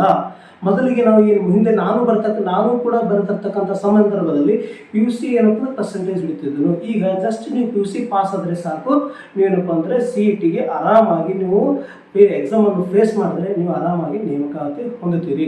ಸೊ ಅದ್ರ ಜೊತೆಗೆ ತತ್ಸಮಾನ ಹುದ್ದೆ ಅಂದರೆ ಯಾವುದು? ತತ್ಸಮಾನ ಹುದ್ದೆ ಅಂತಂದರೆ ITI, GOC ಮತ್ತು ಡಿಪ್ಲೊಮೊ. ಐ ಟಿ ಒಳಗೆ ಏನಪ್ಪ ಅಂದ್ರೆ ITI ಮುಗಿಸಿ 2 ವರ್ಷದ ಕೋರ್ಸ್, SLC ಮುಗಿದ ನಂತರ ITI ಮಾಡಿರ್ತೀವಿ, ಅದು 2 ವರ್ಷದ ಕೋರ್ಸ್. ಓಕೆ, GOC ಅದು SLC ಮುಗಿದ ನಂತರ 2 ವರ್ಷದ ಕೋರ್ಸ್, ಅದು ಬಿ PUC ಅಂತೇಳಿ ಕನ್ಸಿಡರ್ ಮಾಡ್ತಾರೆ. ಅದೇ ರೀತಿ ಡಿಪ್ಲೊಮಾ ಕೋರ್ಸ್, ಅದು 3 ವರ್ಷದ ಡಿಪ್ಲೊಮಾ ಕೋರ್ಸ್ ಇರುತ್ತಲ್ಲ, ಅದು ಬಿ ಸಹ PUC ಅಂತೇಳಿ ಕನ್ಸಿಡರ್ ಮಾಡ್ತಾನೆ. ಈ ಎಲ್ಲ ಮುಗಿದವರು, PUC ಮುಗಿದವರು, ITI ಮುಗಿದವರು, SLC ಮುಗಿದವರು ಮತ್ತು ಡಿಪ್ಲೊಮಾ ಮುಗಿದವರು, SLC ಅಲ್ಲ, PUC ಮತ್ತು ITI, GOC ಮತ್ತು ಡಿಪ್ಲೊಮಾ ಮುಗಿದವರು ಈ ಪೊಲೀಸ್ ನೇಮಕಾತಿ ಪರೀಕ್ಷೆಗೆ ನಾವು ಅರ್ಹರಾಗಿದ್ದೀವಿ. ನೆಕ್ಸ್ಟ್ ವಯೋಮಿತಿ ನೋಡಬೇಕಾದ್ರೆ ಏಜ್ ಎಷ್ಟಿರಬೇಕು, ಲಿಮಿಟ್ಸ್ ಎಷ್ಟಿರಬೇಕು. ನಾನು ಜಸ್ಟ್ PUC ಮುಗ್ದಾನ ಹಾಕ್ಲಕ್ಕೆ ಬರ್ತದೆ ಏನಂತಂದರೆ, ಸೊ 18 ವರ್ಷ ಯಾರು ವಯಸ್ಸಾಗಿರುತ್ತೆ, PUC ಯಾರು ಮುಗ್ದದಲ್ಲ ಅವ್ರು ಇಮಿಡಿಯೇಟಾಗಿ ಅಪ್ಲಿಕೇಶನ್ ಹಾಕ್ಬೋದು. ಗರಿಷ್ಠ ವಯಸ್ಸು ಎಷ್ಟಿರಬೇಕು? ಕನಿಷ್ಠ 18 ವರ್ಷ. ಸೊ ಗರಿಷ್ಠ ವಯಸ್ಸು ಎಷ್ಟಿರ್ಬೇಕು ನಮ್ಮದು? ಸೊ ನಾವು ಓದ್ಕೊತಾ ಕೊಡ್ತೀನಿ, ಈಗ ನಾನು ಎಕ್ಸಾಮ್ ಬರಿತಾ ಇದ್ದೀನಿ, ನಾವು ಡಿಗ್ರಿ ಮುಗಿದ ನನಗೆ ಎಷ್ಟು ವಯಸ್ಸು ಇರಬೇಕು, ಲಾಸ್ಟ್ ಏಜ್ ಎಷ್ಟಿರ್ಬೇಕು ಅಂತಂದರೆ 33 ವರ್ಷ. ಯಾರು 33 ವರ್ಷ ಒಳಗಿನವ್ರು ಇರ್ತಾರ ಅವರೆಲ್ಲರೂ ಏನಪ್ಪ ಅಂದರೆ ಏಜ್ ಲಿಮಿಟ್ 33 ವರ್ಷ ಲಾಸ್ಟ್ ಏಜ್ ಕೊಟ್ಟಿದ್ದಾನೆ. ಅದ್ರ ಜೊತೆಗೆ SC ST ಪ್ರವರ್ಗ ಕೆಟಗರಿ ಪ್ರವರ್ಗ 1, 2A, 2B, 3B ಅಭ್ಯರ್ಥಿಗಳಿಗೆ 35 ವರ್ಷ. ಸೊ ಸಾಮಾನ್ಯ ಜನರಲ್ ಅಭ್ಯರ್ಥಿಗಳಿಗೆ 33 ವರ್ಷ, ಇತರ ಕೆಟಗರಿಗಳಿಗೆ 35 ವರ್ಷ, ಕರ್ನಾಟಕ ಅರಣ್ಯ ಪ್ರದೇಶದಲ್ಲಿ ವಾಸಿಸುವ ಬುಡಕಟ್ಟು ಅಭ್ಯರ್ಥಿಗಳಿಗೆ 38 ವರ್ಷ. ಸೊ ಎಲ್ಲ ಏನಪ್ಪ ಅಂತಂದರೆ ವಯೋಮಿತಿ ಬಗ್ಗೆ ನೋಡಿದಾಯಿತು. ನೆಕ್ಸ್ಟ್ ಏನಪ್ಪ ಅಂತಂದರೆ ಅರ್ಜಿ ಸಲ್ಲಿಸುವ ಸಮಯ. ಅರ್ಜಿ ಯಾವಾಗಿನಿಂದ ಪ್ರಾರಂಭವಾಗುತ್ತೆ? ಸೊ ಅರ್ಜಿ ಸಲ್ಲಿಸಲಿಕ್ಕೆ ಯಾವ ಸಮಯ ಕೊಟ್ಟಿದ್ದಾರೆ, ಯಾವಾಗಿನಿಂದ ಸ್ಟಾರ್ಟ್ ಮಾಡುತ್ತಾರೆ ಅನ್ನೋಂತಂದರೆ ಆನ್ಲೈನ್ ಮೂಲಕ ಅರ್ಜಿ. ಇದು ನಾವು ಆಫ್ಲೈನ್ ಅರ್ಜಿ ಇಲ್ಲ, ಆನ್ಲೈನ್ ಮೂಲಕ. ಸುಮಾರು ವರ್ಷಗಳಿಂದ ಮೊದಲೆಲ್ಲ ಆಫ್ಲೈನ್ ಹೋಗಿ ಕ್ಯೂ ಹಚ್ಚಿ ಎಲ್ಲ ಅರ್ಜಿಗಳು ತೊಗೊಂಡು ನಾವು ಹೋಗಿ ಅಲ್ಲಿ SP ಆಫೀಸ್ನ ಹೋಗಿ ಅರ್ಜಿ ಹಾಕ್ಬೇಕು. ಸೊ ಈಗ ಹಂಗಿಲ್ಲ, ಆನ್ಲೈನ್ ಎಲ್ಲಿಯೂ ಸಹ ಒಂದು ಆನ್ಲೈನ್ ಸೆಂಟರ್ನ ಕುಂತು ನಮ್ಮದೆಲ್ಲ ಮಾಹಿತಿಗಳನ್ನು ತೊಗೊಂಡು ನಮ್ಮ ಸಂಬಂಧಪಟ್ಟ ದಾಖಲೆಗಳನ್ನು ಕರೆಕ್ಟಾಗಿ ತೊಗೊಂಡು ಸಂಗ್ರಹಿಸಿಕೊಂಡು ಆನ್ಲೈನ್ ಕುಂತ್ಕೊಂಡು ಅಪ್ಲಿಕೇಶನ್ ಹಾಕಬೇಕು. ಇದು ನಮ್ಗೆ ಪರೀಕ್ಷೆ ಬರುವುದಕ್ಕಿಂತ ಒಂದು ದೊಡ್ಡ ಇದು ಅಂತ ಹೇಳ್ಬೋದು. ಏನಪ್ಪ ಅಂತಂದರೆ ಒಂದು ದೊಡ್ಡ ಏನಂತಾರೆ ನಾವು ಟೈಮ್ ಅಂತೀವಲ್ಲ, ಆ ಟೈಮ್ ಭಾಳಷ್ಟು ಇಂಪಾರ್ಟೆಂಟ್ ಇರುತ್ತೆ. ಆ ಅರ್ಜಿ ಹಾಕ್ತಕ್ಕಂಥ ಸಮಯ ಇರೋದಲ್ಲ, ಆ ಸಮಯದಲ್ಲಿ ನಾವು ಭಾಳ ಜಾಗೃತಿಯಿಂದ ನಾವು ಒಂದು ಅಂಕ ಕಡಿಮೆ ತೋರಿ ಪರವಾಗಿಲ್ಲ, ಬಟ್ ಅಪ್ಲಿಕೇಶನನ್ನು ಹಾಕ್ತೀವಲ್ಲ ಅದು ಭಾಳಷ್ಟು ಇಂಪಾರ್ಟೆಂಟ್ ಆಗಿರ್ತದೆ. ಕನ್ನಡ ಮಾಧ್ಯಮದಲ್ಲಿ, ರೂರಲಲ್ಲಿ, ನಮ್ಮ ಅಂಕಗಳಲ್ಲಿ, ನಮ್ಮ ಕ್ಯಾಸ್ಟಲ್ಲಿ, ನಮ್ಮ ಏನಪ್ಪ ಹುಟ್ಟಿದ ಡೇಟ್ ಆಫ್ ಬರ್ತ್ ಅಲ್ಲಿ ನಮ್ಮ ತಂದೆ ತಾಯಿ ಹೆಸರು, ನಮ್ಮ ಹೆಸರು ಯಾವುದೇ ರೀತಿಯ ಮಿಸ್ಟೇಕ್ ಆಗೋದ್ರೆ ಅರ್ಜಿಯನ್ನು ಹಾಕಬೇಕು. ಯಾವಾಗಿಂದ ಸ್ಟಾರ್ಟ್ ಆಗ್ತದಪ್ಪ ಅಂತಂದರೆ 8/6/2026ರಿಂದ 8/6/2026ರಿಂದ. ಸೊ ಇವತ್ತು ಡೇಟ್ ಎಷ್ಟು ಅಂದರೆ 6. ನಾಳೆ ಬಿಟ್ಟು ನಾಡಿನಿಂದ ಅಂದ್ರೆ ಅಪ್ಲಿಕೇಶನ್ ಸ್ಟಾರ್ಟ್ ಆಗುತ್ತೆ. ಅವಾಗ ಹೋಗಿ ನಾವು ಆನ್ಲೈನ್ ಸೆಂಟರ್ನ ಕುಂತು ಅರ್ಜಿ ಹಾಕಲಿಕ್ಕೆ ಪ್ರಾರಂಭ ಮಾಡ್ಬೋದು. ಸೊ ನೆಕ್ಸ್ಟ್ ಆನ್ಲೈನ್ ಮೂಲಕ ಅರ್ಜಿ ಸಲ್ಲಿಸೋ ಕೊನೆಯ ದಿನಾಂಕ ಯಾವಾಗದಪ್ಪ ಅಂತಂದರೆ 3/7/2026. 8ರಿಂದ ಸ್ಟಾರ್ಟ್ ಆಯ್ತಂದರೆ ನೆಕ್ಸ್ಟ್ ಮಂತ್ 3 ತಾರೀಕು, ಅಂದ್ರೆ ಕೇವಲ 25ರಿಂದ 24ರಿಂದ 25 ಮಾತ್ರ ಇಟ್ಟಿದ್ದಾನೆ. ಅದು ಲಾಸ್ಟಿಗೆ ಯಾವುದೇ ರೀತಿ ಲಾಸ್ಟಿಗೆ ಅಪ್ಲಿಕೇಶನ್ ಹಾಕೋದಕ್ಕೆ ಹೋಗಬೇಡಿ. ಸರ್ವರ್ ಪ್ರಾಬ್ಲಮ್ ಆಗುತ್ತೆ. ನೆಟ್ ಸರ್ವರ್ ಬರಲಿಲ್ಲ ಅಂತಂದರೆ ಅಪ್ಲಿಕೇಶನ್ ಹಾಕೋದು ನಾವು ವಂಚಿತರಾಗ್ತೀವಿ. ಈಗಾಗಲೇ 3 ವರ್ಷಕ್ಕೊಮ್ಮೆ 4 ವರ್ಷಕ್ಕೊಮ್ಮೆ ಅರ್ಜಿ ಕರಿತಾ ಇದ್ದಾರೆ. ಸೊ ಮೊದಲಿಗೆ ಎಲ್ಲ ದಾಖಲಾತಿಗಳನ್ನು ರೆಡಿ ಇಟ್ಕೊಂಡು ಹೋಗಿ ಅರ್ಜಿಯನ್ನು ಸಲ್ಲಿಸಿರಿ. ಸೊ ನೆಕ್ಸ್ಟ್ ಅಮೌಂಟನ್ನು ಶುಲ್ಕವನ್ನು ಪಾವತಿಸಲು ಕೊನೆಯ ದಿನ ಪಾವತಿ ಮಾಡಲು ಕೊನೆಯ ದಿನಾಂಕ 4/7. ಅರ್ಜಿ ಏನು ಸಲ್ಲಿಸ್ತೀವಲ್ಲ ಅದೇ ಟೈಮಿಗೆ ಶುಲ್ಕ ಪಾವತಿ ಮಾಡಿಬಿಡಿ. ಭಾಳಷ್ಟೇನು ಇಟ್ಟಿಲ್ಲ, ಅದಕ್ಕೆ ಏನದು 400ರಿಂದ 500 ರೂಪಾಯಿ ಇರುತ್ತಲ್ಲ ಅದೇ ಟೈಮಿಗೆ ನಾವು ಮರದಿ ಶುಲ್ಕ ಪಾವತಿಸಿದ್ರೆ ಯಾವುದೇ ಒಂದು ಸಮಯ ಬಂತು ಲಾಸ್ಟ್ ಡೇಟ್ ಅಂತ ಶುಲ್ಕ ಪಾವತಿ ಮಾಡೋಕ್ಕೆ ಕಾಯಬೇಡಿ. ಅದೇ ಡೇಟಿಗೆ ಚಾನಲ್ ಇರ್ತಲ್ಲ ಆನ್ಲೈನ್ ಮೂಲಕ ಏನಪ್ಪ ಅಂದರೆ ಪಾವತಿ ಮಾಡ್ಬೋದು. ಇದು ಅರ್ಜಿ ಸಲ್ಲಿಸುವ ಸಮಯ ಆಯಿತು, ಡೇಟ್ ಆಯಿತು, ಯಾವ ರೀತಿ ಅರ್ಜಿ ಸಲ್ಲಿಸಬೇಕು ಅಲ್ಲ. ಸೊ ನೆಕ್ಸ್ಟ್ ಇದ್ರ ಬಗ್ಗೆ ನಾವು ಮತ್ತು ಮುಂದಿನ ಕ್ಲಾಸ್ನಾಗ ಸರಿಯಾಗಿ ವಿವರಣೆ ಕೊಡ್ತೀನಿ. ಸೊ ಲಿಖಿತ ಪರೀಕ್ಷೆ ಭಾಳಷ್ಟು ಇಂಪಾರ್ಟೆಂಟ್ ಘಟ್ಟ, ಇದು ಮೇನ್ ಘಟ್ಟ. ಏನಪ್ಪ ಲಿಖಿತ ಪರೀಕ್ಷೆ ಯಾವ ರೀತಿ ಇರುತ್ತೆ? ಸೊ ನಾನು ಸ್ಟಾರ್ಟಿಂಗಿಂದ ವಿಡಿಯೋ ಮೂಲಕ ಹೇಳ್ತಾ ಇದ್ದೀನಿ, ಯಾವುದು ಇಂಪಾರ್ಟೆಂಟ್, ನಾವು ಅರ್ಜಿ ಹಾಕೋದು ಇಂಪಾರ್ಟೆಂಟು, ಅದ್ರ ಜೊತೆಗೆ ಲಿಖಿತ ಪರೀಕ್ಷೆ ಏನಿರ್ತದಲ್ಲ, ಲಿಖಿತ ಪರೀಕ್ಷೆ ಅದು ಭಾಳಷ್ಟು ಇಂಪಾರ್ಟೆಂಟು. ಯಾವ ರೀತಿ ನಾವು ತಯಾರಿ ಮಾಡ್ಕೊಳ್ಬೇಕು, ಅಲ್ಲಿ ಯಾವ ರೀತಿ ಇದು ಸಿಲೆಬಸ್ ಇರುತ್ತದೆ, ಇಷ್ಟದಿಂದ ಯಾವ ರೀತಿ ನಾವು ಪೂರ ತಯಾರಿ ಮಾಡ್ಕೊಳ್ಬೇಕು, ಏನೇನು ಓದಬೇಕು ಹೇಳಿ, ನಾ ಏನೇನು ಓದ್ಬೇಕಂತೇಳಿ. ಸೊ ಅದ್ರ ಬಗ್ಗೆ ವಿವರಣೆಯಾಗಿ ಲಿಖಿತ ಪರೀಕ್ಷೆ ಯಾವಿರ್ತದೆ, ಸಬ್ಜೆಕ್ಟ್ಗಳ ಬಗ್ಗೆ ನೋಡೋಣ. ಸೊ ಸಬ್ಜೆಕ್ಟ್ಗಳ ಬಗ್ಗೆ ಅಂತಂದರೆ ಸಾಮಾನ್ಯ ಜ್ಞಾನ, ಜನರಲ್ ನಾಲೆಜ್. ಸೊ ಪೇಪರೇ ಸಾಮಾನ್ಯ ಜ್ಞಾನ ಅಂತೇಳಿ ಕ್ವಶನ್ ಕೊಡ್ತಾನೆ, ಪೇಪರ್ ಏನು ಸಾಮಾನ್ಯ ಜ್ಞಾನ ಕೊಡ್ತಾನೆ. ಅದರಾಗ ಸಮಾಜ ಆಗಲಿ, ವಿಜ್ಞಾನ ಆಗಲಿ, ಕನ್ನಡ ಅಂತ ಹೇಳಿ ಯಾವುದೇ ರೀತಿಯ ವಿಂಗಡಣೆ ಮಾಡೋದಿಲ್ಲ. ಸಾಮಾನ್ಯ ಜ್ಞಾನ ಪ್ರಶ್ನೆ ಪತ್ರಿಕೆ, ಜನರಲ್ ನಾಲೆಜ್, ಇದು ಪರೀಕ್ಷೆಗೆ ಜನರಲ್ ನಾಲೆಜ್ ಇದ್ದವ್ರಿಗೆ ತೊಗೊಂಡ್ಬಿಡ್ತಾನೆ ಅಷ್ಟೇ. ಮತ್ತು ಜನರಲ್ ನಾಲೆಜ್ ಇದ್ದವ್ರಿಗೆ ಏನೇನು ಜನರಲ್ ನಾಲೆಜ್ ಇರ್ಬೇಕು ಸರ್, ಏನೇನು ಇರ್ತದೆ ಇದರಲ್ಲಿ ಮತ್ತು ನೀವು ಕ್ವಶನ್ ಮಾಡ್ಕೊಳ್ಬೋದು. ಸೊ ನಾವು ಜನರಲ್ ನಾಲೆಜ್ ಬಗ್ಗೆ ನೋಡಬೇಕಾದ್ರೆ ಸಾಮಾನ್ಯ ಜ್ಞಾನ ಒಂದು ಇರ್ತದೆ. ಸೊ ಸಾಮಾನ್ಯ ಜ್ಞಾನ ಅಂದರೆ ಮತ್ತೆ ಒಳಗೆ ವಿಷಯಗಳು ಇರ್ತವೆ. ಹೌದು, ಒಳಗಡೆ ಕೆಲವೊಂದು ಸಬ್ಜೆಕ್ಟ್ಗಳನ್ನು ನಾವು ನೋಡ್ಕೊಳ್ಬೇಕಾಗುತ್ತೆ. ಯಾವ ವಿಷಯ ಮೇಲೆ ಹೆಚ್ಚಿಗೆ ನೋಡಬೇಕಾಗುತ್ತೆ, ವಿಜ್ಞಾನ ವಿಷಯದ ಮೇಲೆ. ನಾವು 1ರಿಂದ 10ನೇ ತರಗತಿಯವರೆಗೆ ಕಡ್ಡಾಯವಾಗಿ ಎಲ್ಲರೂ ವಿಜ್ಞಾನ ವಿಷಯವನ್ನು ಓದಿರುತ್ತೇವೆ. 10ನೇ ನಂತರ ಏನಪ್ಪ ಅಂದರೆ ವಿಂಗಡಣೆ ಮಾಡ್ಕೊತೀವಿ ನಾವು. ಕೆಲವರು ಆರ್ಟ್ಸ್ ಹೋಗ್ತಾರೆ, ಕೆಲವೊಬ್ಬರು ಕಾಮರ್ಸ್ ಹೋಗ್ತಾರೆ, ಕೆಲವೊಬ್ಬರು ಸೈನ್ಸ್ ಹೋಗ್ತಾರೆ. ಬಟ್ 10ನೇ ತನಕ ಕಡ್ಡಾಯವಾಗಿ ಎಲ್ಲರೂ ವಿಜ್ಞಾನ ಓದ್ತಾರೆ. ಅದಕ್ಕಾಗಿ ಸಾಮಾನ್ಯ ಜ್ಞಾನ ತೊಗೊಳೋ ಒಳಗಡೆ. ಸೊ ನೆಕ್ಸ್ಟ್ ಭೂಗೋಳಶಾಸ್ತ್ರ. ಸೊ ಭೂಗೋಳಶಾಸ್ತ್ರ ನಾವು ಓದಿರ್ತೀವಿ. ಜಿಯೋಗ್ರಫಿ ಅಂತ ಇರ್ತಲ್ಲ, ಭೂಗೋಳ, ನಮ್ಮದು ಸುತ್ತಮುತ್ತಲಿನ ವಾತಾವರಣ ಯಾವ ರೀತಿ ಇದೆ, ನಾವು ಭೂಮಿ ಮೇಲೆ ಭೂಮಿಯಲ್ಲಿ, ಆಕಾಶ ಅಲ್ಲಿ, ಮತ್ತು ಯಾಕೆಂದ್ರೆ ಎಲ್ಲ ಭೂಗೋಳದಾಗೆ ಸಂಬಂಧಪಟ್ಟಿರ್ತಲ್ಲ, ಮಾರುತಗಳಲ್ಲಿ, ಚಂಡಮಾರುತಗಳಲ್ಲಿ, ಅದ್ರ ಬಗ್ಗೆ ಭೂಗೋಳದೊಳಗೆ ನೋಡಬೇಕಾಗುತ್ತೆ. ಮತ್ತು ಇತಿಹಾಸ ವೆರಿ ಇಂಪಾರ್ಟೆಂಟ್. ಸೊ ಇತಿಹಾಸ ಏನಪ್ಪ ಅಂತಂದರೆ, ಇತಿಹಾಸ ನಾವು ಅಧ್ಯಯನ ಮಾಡಿರ್ತೀವಿ. ಇತಿಹಾಸದಲ್ಲಿ ಏನಪ್ಪ ಅಂತಂದರೆ ಭಾರತದ ಇತಿಹಾಸ, ಕರ್ನಾಟಕದ ಇತಿಹಾಸ ಮತ್ತು ಪ್ರಾಚೀನ ಭಾರತದ ಇತಿಹಾಸ ಇವೆಲ್ಲ ಏನಪ್ಪ ಅಂದರೆ ಅಭ್ಯಾಸ ಮಾಡಿ ಇದ್ರ ಮೇಲೆ ಈ ವಿಷಯದ ಮೇಲೂ ಸಹ ಅಂಕಗಳು, ಕ್ವಶನ್ಗಳು ಕೇಳುತ್ತಾರೆ. ಅದೇ ರೀತಿಯಾಗಿ ಭಾರತದ ಸಂವಿಧಾನ very very important. Bharat police ಆಗಬೇಕಾದ್ರೆ ಭಾರತ ಸಂವಿಧಾನವೂ ಸಹ ಭಾಳಷ್ಟು ನಾಲೆಜ್ ಇರಬೇಕು. ಸೊ ಪ್ರತಿಯೊಂದು ವಿಷಯ ಒಳಗೆ ಸಹ ನಾವು ಯಾವುದೇ ಒಂದು ಹುದ್ದೆಗೆ ಹೋದ್ಮೇಲೆ ಪ್ರತಿಯೊಂದು ವಿಷಯದಲ್ಲಿ ನಮಗೆ ಭಾರತ ಸಂವಿಧಾನದ ಬಗ್ಗೆ ಎಲ್ಲ ಈಗಿನ ಪ್ರತಿಯೊಂದು ಪರೀಕ್ಷೆಯಲ್ಲಿ ಭಾರತ ಸಂವಿಧಾನದ ಮೇಲೆ ಕ್ವಶನ್ಗಳು ಕೇಳ್ತಾರೆ. ನೀವು ಯಾವುದೇ ಎಕ್ಸಾಮ್ ಬರೀರಿ, ಪ್ರತಿಯೊಂದು ವಿಷಯ SDA ಬರಲಿ, FDA ಬರಲಿ, ಮತ್ತು PDO ಬರೀರಿ, TET ಮಾಸ್ಟರ್, ಯಾವುದೇ ಒಂದು ವಿಷಯ ಬಂದಾಗ ಭಾರತ ಸಂವಿಧಾನದ ಮೇಲೆ ಕ್ವಶನ್ಗಳು ಇರ್ತವೆ. ಮತ್ತು ರಾಷ್ಟ್ರೀಯ ಸ್ವಾತಂತ್ರ್ಯ ಚಳವಳಿ, ಓಕೆ, ಭಾಳ ಇಂಪಾರ್ಟೆಂಟ್ ಇದೆ. ಯಾಕಪ್ಪ ರಾಷ್ಟ್ರೀಯ ಇತಿಹಾಸ ಒಳಗೆ ರಾಷ್ಟ್ರೀಯ ಸ್ವಾತಂತ್ರ್ಯ ಚಳವಳಿ ಬರ್ತದೆ, ಇದು ಯಾಕೆ ಕ್ವಶನ್ ಇಟ್ಟರಪ್ಪ, ಇದೊಂದು ಸಬ್ಜೆಕ್ಟ್ ಯಾಕೆ ಇಟ್ಟರೆ ಒಳಗಂತಂದರೆ ನಮ್ಮ ದೇಶಕ್ಕೆ 1947ರಲ್ಲಿ ಸ್ವಾತಂತ್ರ್ಯ ಸಿಕ್ಕಿತ್ತು, ಆಗಸ್ಟ್ 15, ಹೌದಾ? ಆ 1947 ಸ್ವಾತಂತ್ರ್ಯ ಸಿಗೋದು ರಾಷ್ಟ್ರೀಯ ಚಳವಳಿಗಳಾದವು, ಸ್ವಾತಂತ್ರ್ಯ ಪೂರ್ವ ದಂಗೆಗಳದು, 1857 ದಂಗೆಗಳದು. ಭಾರತಕ್ಕೆ ಯಾರು ಬ್ರಿಟಿಷರು ಬಂದರು, ಪೋರ್ಚುಗೀಸರು ಬಂದರು, ಡಚ್ಚರು ಬಂದರು, ಫ್ರೆಂಚರು ಬಂದರು, ಅವೆಲ್ಲ ರಾಷ್ಟ್ರೀಯ ಚಳವಳಿಗಳು ಆಗದ ನಂತರ ನಮ್ಮ ದೇಶಕ್ಕೆ ಸ್ವಾತಂತ್ರ್ಯ ಸಿಕ್ಕಿತ್ತು. ಅದಕ್ಕಾಗಿ ಜನರಲ್ ನಾಲೆಜ್ ಇದು ಭೀ ಇರಬೇಕು ಅವ್ರಿಗೆ, ಯಾವ ರೀತಿ ನಮ್ಮ ದೇಶಕ್ಕೆ ಸ್ವಾತಂತ್ರ್ಯ ಸಿಕ್ಕಿತ್ತು ಅಂಥೇಳಿ ಅವ್ರು ನಾನು ಹೇಳ್ತಾ ಇಲ್ಲಿದ್ದು ಆಲ್ರೆಡಿ ಏನಪ್ಪ ಅಂದರೆ ಸಿಲೆಬಸ್ನಾಗ ಇದು ಭೀ ಕೂಡ ಕೊಟ್ಟಿದ್ದಾರೆ. ಅಟ್ಲೀಸ್ಟ್ ರಾಷ್ಟ್ರೀಯ ಸ್ವಾತಂತ್ರ್ಯ ಚಳವಳಿ ಬಗ್ಗೆ ಇವರು ವಿದ್ಯಾರ್ಥಿಗಳಿಗೆ ಗೊತ್ತಿರಲೇಬೇಕು. ಸೊ ಮಾನಸಿಕ ಸಾಮರ್ಥ್ಯ, ಮೆಂಟಲ್ ಎಬಿಲಿಟಿ. ಅಪ್ಪ ಏನಪ್ಪ ಮೆಂಟಲ್ ಎಬಿಲಿಟಿ, ಮಾನಸಿಕ ಸಾಮರ್ಥ್ಯ ಅಂದ್ರೆ ಏನು ಅನ್ನೋ ವಿಷಯದ ಬಗ್ಗೆ ಸಂಪೂರ್ಣವಾದ ಒಂದು ಪುಸ್ತಕ ಸಿಗ್ತದೆ, ಹೌದಾ? ಸಾಮರ್ಥ್ಯ ಗುರುರಾಜ್, ಯಾರಪ್ಪ ಅಂದ್ರೆ ಗುರುರಾಜ್ ಗುಲ್ಬಲ್ಲಿ ಕೆಲವು ಆಕರ್ಷಗಳು ಸಿಗ್ತಾವೆ ನಾವು. ಸೊ ಮಾನಸಿಕ ಸಾಮರ್ಥ್ಯದ ಬಗ್ಗೆ ನಾವು ಏನು ಮಾಡ್ಬೇಕು, ಏನಪ್ಪ ಮಾನಸಿಕ ಸಾಮರ್ಥ್ಯ, ಮೆಂಟಲ್ ಎಬಿಲಿಟಿ ಯಾವ ರೀತಿ ಕ್ವಶನ್ ಕೊಡ್ತಾವ. ಉದಾಹರಣೆ, ಎ ಎಂಬ ವ್ಯಕ್ತಿಯು ಪೂರ್ವ ದಿಕ್ಕಿನಿಂದ ಪ್ರಾರಂಭಿಸಿ ಪಶ್ಚಿಮಕ್ಕೆ ಹೋಗಿ ಪಶ್ಚಿಮದಿಂದ ಮತ್ತೆ ದಕ್ಷಿಣಕ್ಕೆ ಬಂದು ಇಲ್ಲಿಂದ 8 ಕಿಲೋಮೀಟರ್ ಇತ್ತು, ಅಲ್ಲಿಂದ 5 ಇತ್ತು, ಹಿಂಗೆ ಹೋದಾಗ ಎಷ್ಟು ಕಿಲೋಮೀಟರ್ ಯಾವ ದಿಕ್ಕಿಗೆ ನಿಂತಾನೆ, ಎಷ್ಟು ಕಿಲೋಮೀಟರಲ್ಲಿ ಇದ್ದಾನೆ. ಸೊ ನಾವು ಇಲ್ಲೇನಪ್ಪ ಅಂತಂದ್ರೆ ಇದೇನು ಗಣಿತ ಏನು ಲೆಕ್ಕ 2 × 1 = 2, 2 × 4 ಅನ್ನೋ ಗಣಿತ ಲೆಕ್ಕ ಮಾಡೋಕ್ಕಿಲ್ಲ. ಸ್ವಲ್ಪ ಮೆಂಟಲಿ ವಿಚಾರ ಮಾಡ್ಬೇಕು, ಯಾವ ರೀತಿ ಇದ್ದಾನೆ. ಅಲ್ಲೇ ನೀವು ಮ್ಯಾಪ್ ಒಂದು ಸಣ್ಣ ಏನಿಂದ ಹೋದನು ಬಿ ನಂತರ ಅಲ್ಲೇ ಒಂದು ಸಣ್ಣ ಡೈಗ್ರಾಮ್ ಹಾಕೊಂಡ್ರೆ ಅದ್ರ ಬಗ್ಗೆ ಆರಾಮಾಗಿ ಬಿಡಿಸ್ಬೋದು. ನಾನು ಗಣಿತ ಪೂರ್ಣ ಗಣಿತ 35 ಪಾಸ್ ಆಗಿದೆ ಅಂದ್ರೆ ನೀವು ಮೆಂಟಲ್ ಪಾಸ್ ಮಾಡ್ಬೋದು. ನೆಕ್ಸ್ಟ್ ಏನಪ್ಪ ಅಂದ್ರೆ ನೈತಿಕ ಶಿಕ್ಷಣ ಒಳಗೊಂಡ ಸಾಮಾನ್ಯ ಜ್ಞಾನ, ಇದೊಂದು ಕೊಟ್ಟಿದ್ದಾನೆ. ಏನು ನೈತಿಕ ಶಿಕ್ಷಣ ಒಳಗೊಂಡ ಸಾಮಾನ್ಯ ಜ್ಞಾನ, ಅಟ್ಲೀಸ್ಟ್ ನಮ್ಮಲ್ಲಿ ನೈತಿಕ ಶಿಕ್ಷಣ ಇರಬೇಕು. ಪ್ರತಿಯೊಬ್ಬ ವಿದ್ಯಾರ್ಥಿ ಒಂದು ಸರ್ಕಾರಿ ಹುದ್ದೆಗೆ ಬರಬೇಕಾದ್ರೆ ಅವನಿಗೆ ನೈತಿಕ ಶಿಕ್ಷಣ ಬಗ್ಗೆ ನಾಲೆಜ್ ಇರಲೇಬೇಕು. ಉದಾಹರಣೆ, ನಾನು ನೌಕರಿ ತೊಗೊಂಡಿದ್ದೀನಿ, ಹೌದಾ? ನೌಕರಿ ತೆಗೆದುಕೊಳ್ತಂತ ಬಿಫೋರ್ ಮೊದಲಪ್ಪ ನಾನು ರಸ್ತೆ ಮೇಲೆ ಹೋಗ್ತಾ ಇದ್ದೇನೆ. ರಸ್ತೆ ಮೇಲೆ ಹೋಗುವಾಗ ಒಬ್ಬಳು ಅಜ್ಜಿ ಏನಪ್ಪ ಅಂತಂದ್ರೆ ಬರ್ತಾರೆ. ಭಾಳಷ್ಟು ಏನಪ್ಪ ಅಂದ್ರೆ ಬಸ್ಗಳು ಏನಪ್ಪ ಅಂದ್ರೆ ಫಾಸ್ಟ್ ವೇಗವಾಗಿ ಹೋಗ್ತಾ ಇದ್ದಾವೆ. ಅಜ್ಜಿಗೆ ನಾ ಏನು ಹೇಳಬೇಕು ನೈತಿಕತೆಯಾಗಿ, ನಾ ಯಾವ ರೀತಿ ಅಜ್ಜಿ ದಾಡಿಸ್ಬೇಕು. ಅಥವಾ ಒಬ್ಬ ಅಜ್ಜಿ ಏನಪ್ಪ ಅಂದರೆ ನಾವು ಎಡಗಡೆ ಹೋಗಿ ಈ ಕಡೆ ಈ ರೈಲ್ ಎಡಗಡೆ ಹೋಗೋದಕ್ಕೆ ಬಲಗಡೆ ಬರಬೇಕು, ಯಾವ ರೀತಿ ಹೋಗು ಯಾವ ರೀತಿ ಬರಬೇಕು ಅನ್ನೋದು ನಮಗೆ ನೈತಿಕತೆ ಶಿಕ್ಷಣ ಇರಬೇಕು. ಒಂದು ಆಕ್ಸಿಡೆಂಟ್ ಆಗುತ್ತೆ, ಆಕ್ಸಿಡೆಂಟ್ ಆದಪ್ಪ ಅಂದರೆ ಇಮಿಡಿಯೇಟಾಗಿ ನಾವು ಹೋಗಲಿ ಯಾವ ರೀತಿ ನಾವು ನೈತಿಕ ನಾವು ಉಪಯೋಗಿಸ್ತೀವಿ ಅದ್ರ ಬಗ್ಗೆ ನಾಲೆಜ್ ಅಂದರೆ ಒಂದು 2 ರಿಂದ 3 ಕ್ವಶನ್ಗಳು ಇರ್ತವೆ. ಇದೇನಪ್ಪ ಅಂದರೆ ನೈತಿಕ ಶಿಕ್ಷಣ.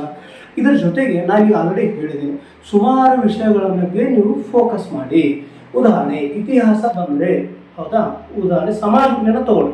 5ರಿಂದ 10ನೇ ತರಗತಿ ವಿಷಯಗಳ ಬಗ್ಗೆ ಬಹಳಷ್ಟು ಗಮನ ಹರಿಸಬೇಕು. 5ರಿಂದ 10ನೇ ತರಗತಿ ಏನೇನಿರ್ತವೆ 5ರಿಂದ 10ನೇ ತರಗತಿ ವಿಷಯ ಒಳಗಂದರೆ ಸಮಾಜ ವಿಜ್ಞಾನ, ಭೂಗೋಳ ಮತ್ತು ಅರ್ಥಶಾಸ್ತ್ರ. ಇಲ್ಲಿ ಅರ್ಥಶಾಸ್ತ್ರ ಕೊಟ್ಟಿಲ್ಲ, ಸುಮಾರು 2ರಿಂದ 3 ಕ್ವಶನ್ ಕೇಳತಕ್ಕಂಥ ಸಂದರ್ಭ ಇರುತ್ತದೆ. ಪ್ರತಿಯೊಂದು ಕ್ವಶನ್ ಪೇಪರ್ಗಳನ್ನು ಬೆಳೆಸಿದಾಗ 2ರಿಂದ 3 ಕಂಪಲ್ಸರಿ ಅರ್ಥಶಾಸ್ತ್ರ ಬರುತ್ತೆ. ಸರ್ ನಾವು ಈ 2 ಕ್ವಶನ್ 3 ಕ್ವಶನ್ಗೆ ಇಡೀ ಅರ್ಥಶಾಸ್ತ್ರ ಬುಕ್ ಹೋಗ್ಬೇಕಾ 5ರಿಂದ 10 ತರಗತಿ? ಇಲ್ಲ, ಅವಶ್ಯಕತೆ ಇಲ್ಲ. ಈಗ ಏನಾದರೆ ಪಂಚವಾರ್ಷಿಕ ಯೋಜನೆಗಳು, ಹೌದಾ, ಸಾರಿಗೆ ಮತ್ತು ಸಂಪರ್ಕ, ನಮ್ಮ GDP ಎಷ್ಟದ, ಹೌದಾ, ಇದ್ರ ಬಗ್ಗೆ ನಾವು ಸ್ವಲ್ಪ ಫೋಕಸ್ ಮಾಡಬೇಕು. ನಾವು ಪ್ರತಿಯೊಂದು ವಿಷಯದ ಬಗ್ಗೆ ಹೇಳಬೇಕಾದ್ರೆ ನಾನು ಹೇಳ್ಕೊಡ್ತೇನೆ, ಬಟ್ ಇದ್ರ ಬಗ್ಗೆ ಸ್ವಲ್ಪ ನಾಲೆಜ್ ಇರಬೇಕು. ಅರ್ಥಶಾಸ್ತ್ರ ಆಯಿತು, ಓಕೆ. ಈ ಸಂವಿಧಾನದ ಬಗ್ಗೆ ನಾವು ಎಷ್ಟು ಓದಬೇಕು? 5ರಿಂದ 10ನೇ ತರಗತಿ ಓದಬೇಕಾದ್ರೆ ಸಂವಿಧಾನ ಇಲ್ಲ. ನೀವು 5ನೇ ಸರ ಪುಸ್ತಕವನ್ನು ತೆಗೆದು ನೋಡಿದಾಗ ಸಂವಿಧಾನ ಪಾಠ ಇರ್ತದೆ, ಹೌದಾ? ಸೊ ನೀವು 8, 9ನೇ ತರಗತಿಯಲ್ಲಿ ಸಂವಿಧಾನ ಪಾಠ ಇರ್ತದೆ. ಸೊ 5ನೇ ಮಕ್ಕಳ ವಿದ್ಯಾರ್ಥಿಗಳ ಮಟ್ಟಕ್ಕೆ ಅಲ್ಲಿ ಅಷ್ಟು ಇರ್ತದೆ, 10ನೇ ತರಗತಿಯ ವಿದ್ಯಾರ್ಥಿಗಳ ಮಟ್ಟಕ್ಕೆ ಅಲ್ಲಿ ಸಂವಿಧಾನ ಪುಸ್ತಕ ಇರ್ತದೆ. ಸೊ ಅದು ಇದು ಎರಡೂ ಒಂದೇ ಕಡೆ ಕಲೆಕ್ಟ್ ಮಾಡ್ಕೊಂಡಾಗ ನಿಮ್ಮ ವಿಷಯ ಸಂಗ್ರಹಣೆ ಜಾಸ್ತಿ ಆಗುತ್ತೆ.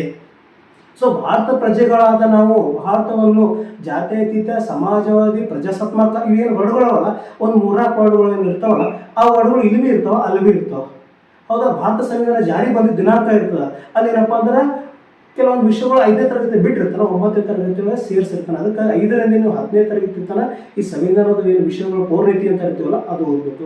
ನೆಕ್ಸ್ಟ್ ಜಿಯೋಗ್ರಫಿ, 3ನೇ ಸಬ್ಜೆಕ್ಟ್ ಜಿಯೋಗ್ರಫಿ.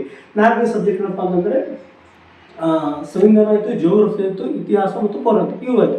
ಈ ವಿಜ್ಞಾನದಾಗ ಬಂದಾಗ ಇದು ಭೌತಶಾಸ್ತ್ರ ಮತ್ತು ರಸಾಯನಶಾಸ್ತ್ರ ಮತ್ತು ಜೀವಶಾಸ್ತ್ರ. ಹೆಚ್ಚಿಗೆ ಯಾವ ವಿಷಯ ಇಲ್ಲಿ ಇವತ್ತಿನ ಕ್ವಶನ್ ನಾವು ಕೇಳೋಣಂತೇಳಿ ನಾವು ಕ್ವಶನ್ ಪೇಪರ್ಗಳನ್ನು ಬಿಡಿಸ್ಬೇಕು. ಅದ್ರ ಬಗ್ಗೆ ನಾವು ಹೆಚ್ಚಿಗೆ ಫೋಕಸ್ ಮಾಡಬೇಕು. ಈ ಇವು 4 ಅವು 3 7 ಸಬ್ಜೆಕ್ಟ್ ಅದು. ಮತ್ತು ಇನ್ನೊಂದಪ್ಪ ಅಂದರೆ ಮೆಂಟಲ್ ಎಬಿಲಿಟಿ 8. ಮತ್ತು ಇನ್ನೊಂದು ಯಾವುದಪ್ಪ ಅಂತಂದರೆ ಮೆಂಟಲ್ ಎಬಿಲಿಟಿ ಆಯಿತು. ಮತ್ತು ಜನರಲ್ ಸಾಮಾನ್ಯ ಜ್ಞಾನ. ಸಾಮಾನ್ಯ ಜ್ಞಾನದ ಬಗ್ಗೆ ಹೋಗ್ಬೇಕಾದ್ರೆ ಭಾಳ ದೊಡ್ಡ ಸಮುದ್ರ ಇದ್ದಂಗೆ ಅದು, ಎಷ್ಟು ಹೋದ್ರೂ ಭೀ ಅದು ಸಾಮಾನ್ಯ ಜ್ಞಾನ ಎಂಡ್ಲೆಸ್ ಅದು. ಸೊ ಯಾವ ರೀತಿ ವಿಷಯ ನೋಡ್ಬೇಕಪ್ಪ ಸಾಮಾನ್ಯ ಜ್ಞಾನ ಬಗ್ಗೆ ಈಗ 57ರಿಂದ ಯಾವ ರೀತಿ ರೆಡಿ ಆಗಬೇಕು ಹಂಗೆ ಹೇಳ್ತಾ ಇದ್ದಾರೆ ಅಂತಂದರೆ, ಹಳೆಯ ಕ್ವಶನ್ ಪೇಪರ್ಗಳನ್ನು ನಾವು ಬಿಡಿಸುವುದು ಕಡ್ಡಾಯ. ಅಲ್ಲಿ ಯಾವ ರೀತಿ ಕ್ವಶನ್ ಕೇಳೋಣಪ್ಪ ಸಾಮಾನ್ಯ ಜ್ಞಾನದ ಮ್ಯಾಗ ಸ್ಪೋರ್ಟ್ಸಿಗೆ ಫೋಕಸ್ ಮಾಡಿದಾನ, ಪ್ರಶಸ್ತಿಗಳಿಗೆ ಫೋಕಸ್ ಮಾಡಿರ್ತಾನ, ಪ್ರಚಲಿತ ಘಟನೆಗಳಿಗೆ ಫೋಕಸ್ ಮಾಡಿರ್ತಾನ. ಸೊ ಇವೆಲ್ಲ ಸ್ಪೋರ್ಟ್ಸ್ ಅಂತಂದ್ರೆ ಹಳೀದು ಕ್ವಶನ್ಗಳಿಗೆ ಸ್ಪೋರ್ಟ್ಸಿಗೆ ಏನು ಹೋಗಲ್ಲವ. ಯಾವಾಗ ಕ್ರಿಕೆಟ್ ಫಸ್ಟ್ ಯಾವಾಗ ವರ್ಲ್ಡ್ ಕಪ್ ಗೆದ್ದಿತ್ತು ಅಂತ ಹೊಟ್ಟೆ ಕೇಳ. ಸೊ ಸದ್ಯ ಈ ಪ್ರಚಲಿತ ಏನಾಯ್ತು ಸ್ಪೋರ್ಟ್ಸ್ ಬಗ್ಗೆ, ಈ ಉದಾಹರಣೆ IPL ಆಯಿತು. IPL ಫೈನಲ್ ಪಂದ್ಯ ಎಲ್ಲಿ ನಡೀತು, ಅದು ಯಾವ ಸ್ಟೇಟ್ ಒಳಗೆ ನಡೀತು, ಅವ್ರು ಯಾರು, ಇದು ಸ್ಪೋರ್ಟ್ಸ್ ಬಗ್ಗೆ ಸಾಮಾನ್ಯ ಜ್ಞಾನ. ಇಷ್ಟು ನೀನು ಸಾಮಾನ್ಯ ಜ್ಞಾನ ಸ್ಪೋರ್ಟ್ಸ್ ಬಗ್ಗೆ ಇರು. ಒಂದು ಟ್ರೋಫಿಗಳು ನಡೀತಾವೆ, ವರ್ಷದಲ್ಲಿ 4 ಟ್ರೋಫಿಗಳು ನಡೀತಾವೆ, ವಿಂಬಲ್ಡನ್, ಅಮೇರಿಕಾ, USA ಮತ್ತು ಫ್ರೆಂಚ್. ಇದ್ರ ಬಗ್ಗೆ 4 ಟ್ರೋಫಿಗಳು ಫಸ್ಟ್ ಯಾವ್ದು ಬರ್ತದೆ, ಸೆಕೆಂಡ್ ಯಾವ್ದು ಬರ್ತದೆ ಮೊದಲು ಕೇಳ್ತೇನೆ. ಫಸ್ಟ್ ಯಾವ್ದು ವರ್ಷದ ಪ್ರಥಮ ಟ್ರೋಫಿ ಯಾವ್ದು ಕೇಳ್ತಾನೆ. ಈಗ ಅದು ಕೇಳೋದು ಯಾಕಂದ್ರೆ ನೇರ ಪ್ರಶ್ನೆ ನೇರ ಉತ್ತರ ಒಟ್ಟೆ ಇರೋದಿಲ್ಲ. ಯಾಕಂದರೆ ಸುಮಾರು 3ರಿಂದ 4 ವರ್ಷಗಳ ಅಭ್ಯಾಸ ಮಾಡ್ತಾರೆ ವಿದ್ಯಾರ್ಥಿಗಳು. ಧಾರವಾಡದಾಗ ನಿಮ್ಗೂ ಗೊತ್ತು ಭಾಳಷ್ಟು ಚಳವಳಿಗಳು ನಡೆದಾವೆ. ಇದು ಕ್ವಶನ್ ಬಿಟ್ಟರೆ ಎಲ್ಲರೂ ಹಾಕ್ಬಿಡ್ತಾರೆ. ಕಾಂಪಿಟೇಷನ್ 100 ಮ್ಯಾಗ ಹೋಗಿರ್ತದೆ, ಯಾರಿಗೆ ತೊಗೋಬೇಕು ಯಾರಿಗೂ ನೌಕರಿ. ಹಾಗಾಗಿ ಅವ್ನು ನಿಮ್ಗೆ ಕನ್ಫ್ಯೂಸ್ ಮಾಡ್ಬೇಕಾದ್ರೆ ಮ್ಯಾಚ್ ಆಫ್ ದ ಫಾಲೋಯಿಂಗ್ ಕೊಟ್ಟಿರ್ತಾನೆ, ಅಥವಾ ಹಿಂದೆ ಮುಂದೆ ಯಾವ ಸೀರಿಯಲ್ ಪ್ರಕಾರ ಕೊಟ್ಟಿರ್ತಾನೆ, ಕ್ರಮವಾಗಿ ಹೇಳ್ರಿ ಅಂತ ಹೇಳ್ತಾನೆ. ನಾವು ಬರೀತೀವಿ, ನಾವು ಕ್ವಶನ್ 15-16 ಕ್ವಶನ್ ತೆಗೆದು ನೋಡ್ರಿ. ನಾವು 2 ಸರಿ ಎಕ್ಸಾಮ್ ಬರ್ತೀವಿ. ಒಂದು ನೇರ ಪ್ರಶ್ನೆ ನೇರ ಉತ್ತರ ಇದ್ದು ಎಲ್ಲರೂ ಆಲ್ಮೋಸ್ಟ್ 95-96 ಮಾಡಿದ್ರು ಕನ್ಫ್ಯೂಸ್ ಆಗಿಬಿಡುತ್ತೆ ಯಾರಿಗೆ ಹೋಗಿ ಕೂಡ ಮಾಡ್ತಾರೆ. ಅದಕ್ಕೆ ರೀ ಎಕ್ಸಾಮ್ ಮಾಡಿಬಿಟ್ಟು ಮತ್ತೆ ಪೇಪರ್ ಔಟ್ ಆಯಿತು, ಅದು ಏನೋ ಆಯಿತು, ಘಟನೆ ಆಯಿತು, ಮತ್ತು ಇನ್ನೊಂದು ಸರಿ ಮಾಡೋಣ. ಆ ಪ್ರಶ್ನೆ ಪತ್ರಿಕೆ ತೆಗೆದು ನೋಡಿದಾಗ ಭಾಳಷ್ಟು ಕಾಂಪಿಟೇಷನ್ ಇತ್ತು. ಸೊ ಅವಾಗ ಈ ಥರ ಮ್ಯಾಗ್ಝಿನ್ಸು ಅವು ಏನೂ ಇರಲಿಲ್ಲ. ಸೊ ಇದು ಆಯಿತು ಸಾಮಾನ್ಯ ಜ್ಞಾನ, ಸ್ಪೋರ್ಟ್ಸ್ ಆಯಿತು, ಇದು ಆಯಿತು. ಮತ್ತು ಕೆಲವೊಂದು ಕನ್ನಡದ ಬಗ್ಗೆ, ಆ ಕನ್ನಡವೇ ಅದರ ಬರುತ್ತೆ ಸಾಮಾನ್ಯ ಜ್ಞಾನ. ಇತ್ತೀಚಿನ ಪ್ರಚಲಿತ ಘಟನೆ ಒಳಗೆ ಯಾರಿಗಾದರೂ ಕರ್ನಾಟಕ ಜ್ಞಾನಪೀಠ ಪ್ರಶಸ್ತಿ ಕೊಟ್ಟರೇನೋ, ಅಥವಾ ಕೇಂದ್ರ ಸಾಹಿತ್ಯ ಅಕಾಡೆಮಿ ಪ್ರಶಸ್ತಿ ಕೊಟ್ಟರೇನೋ, ಒಂದೇ ಅಥವಾ 2 ಕ್ವಶನ್ ಇಡ್ತಂತ, ಹೌದಾ? ಮತ್ತೇನು ಮಾಡ್ತಾನಪ್ಪ ಅಂದರೆ ಇತ್ತೀಚೆಗೆ ಮುಖ್ಯಮಂತ್ರಿಗಳು, ರಾಷ್ಟ್ರಪತಿಗಳು, ರಾಜ್ಯಪಾಲರು ಎಲ್ಲಿ ಹೋದರು, ಭೇಟಿ ಕೊಟ್ಟರು. ಮತ್ತು ಇಷ್ಟರ ಮೇಲೆ ನಾವು ಕ್ವಶನ್ಗಳು ಮಾಡ್ಬೋದು. ಏನಪ್ಪ ಅಂತಂದ್ರೆ ಈ ಪ್ರಮಾಣವಚನ DK ಶಿವಕುಮಾರ್ ಸಾಹೇಬರು ಪ್ರಮಾಣವಚನ ಸ್ವೀಕಾರ ಮಾಡಿದ್ರು. ಅದ್ರ ಮೇಲೆ ಅದ್ರ ಸುತ್ತಲೇ ಕ್ವಶನ್ಗಳು ಮಾಡ್ಬೋದು.